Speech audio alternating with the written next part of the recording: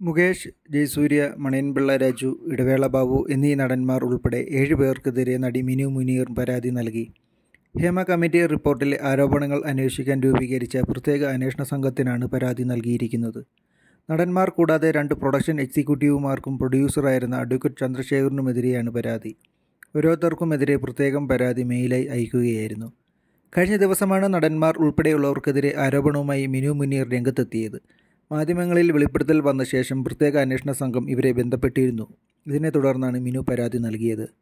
സംഭവമുണ്ടായ സമയത്ത് പരാതി നൽകാനുള്ള ധൈര്യമുണ്ടായിരുന്നില്ല. പരാതിയുമായി മുന്നോട്ടു പോകുമെന്നും ഇനിയൊരാൾക്ക് ഇത്തരമൊരു അനുഭവം ഉണ്ടാകരുതെന്നും മിനു പ്രതികരിച്ചു. പ്രത്യേക അന്വേഷണ സംഘത്തിന് മുന്നിലാണ് പരാതി നൽകിയത് എന്നതിനാൽ ക്രൈംബ്രാഞ്ച് ആസ്ഥാനത്താകും കേസ് രജിസ്റ്റർ ചെയ്യുക. വരും ദിവസങ്ങളിൽ അന്വേഷണ സംഘം മിനുവിൻ്റെ മൊഴി രേഖപ്പെടുത്തും.